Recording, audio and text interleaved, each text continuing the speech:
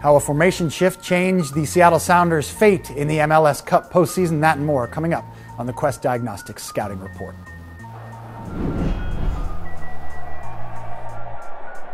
Hey everybody, thanks for watching the Quest Diagnostics Scouting Report. Good health starts with knowing. Here with Steve Zakuani, I'm Nick Firchau. We're previewing the second leg of the Western Conference Semifinals on Sunday night between the Seattle Sounders and FC Dallas. Kickoff at 6 p.m. Pacific on FS1, as well as local radio, Cairo 97.3 FM and El Rey 1360 AM. Steve, the Sounders on the road in this one for the second leg down at Toyota Stadium in Frisco, Texas. And they're riding on the back of a 3-0 win in the first leg. A big tactical move from head coach Brian Schmetzer in this one, moving Jordan Morris out to the left side. It's a look we've seen before. This time it really worked. Absolutely, and it's funny because I spent the early part of this year screaming for Jordan to come off the wing and be played through the middle. But I love this move by Brian Schmetzer for a couple of reasons. One, the two Dallas centre-backs, they win everything in the air and they want to fight. And that's not Jordan's game. Putting him out on the left wing, it isolates him, puts him in space in 1v1 situations. And two, he's able to receive the ball facing towards goal. And in this league, at this point, he's one of the best in doing that, because when Jordan gets the ball facing towards goal and is aggressive, it's very, very hard to stop him.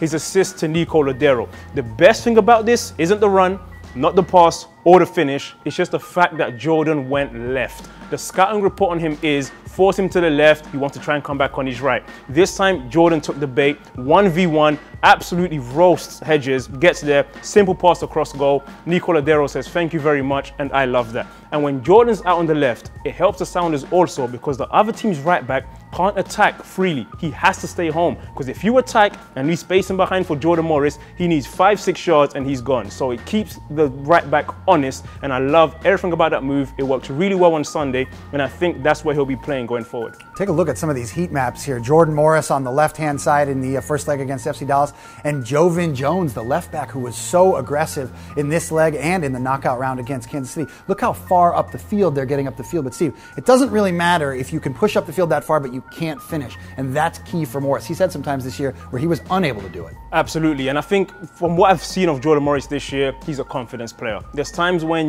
he will get in the right positions, but confidence might be a bit low and he'll miss some chances. Earlier this season, he had a fantastic chance against the LA Galaxy, comes in from that left side, he's 1v1, and I think Jordan Morris now most likely finishes that because the game has slowed down for him. He's got goals under his belt. He's seen that situation so many times before. This was still kind of new to him at this point. I just feel that coming from the left-hand side at this point of the year for Jordan Morris, especially when teams are tired in the second half, with the pace he has and how the game slowed down to play calm balls across the box. He didn't slash at the ball. He played it perfectly into Lodeiro's path. I think that's the evolution of Jordan Morris we've been waiting for. So can the Sounders hold on to this 3-0 aggregate goal lead as they head to FC Dallas? It's a little bit of an undermanned team for FC Dallas. We've talked about that over the last couple of weeks. Mauro Diaz is going to miss this game because of that Achilles injury. So who steps into the middle for them? Maybe it's a familiar face that Sounders fans know well.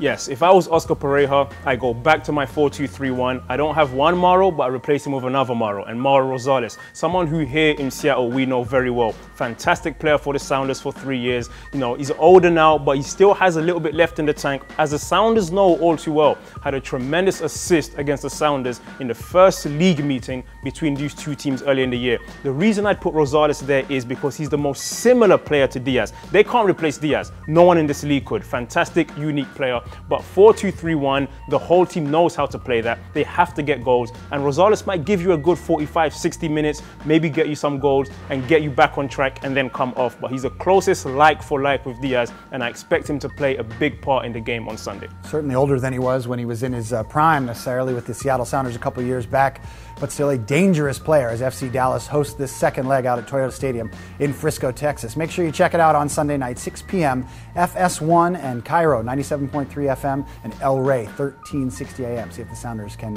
clinch a berth in the Western Conference Championship. For Steve Zakuani, I'm Nick Firchau. Thanks for watching the Scouting Report.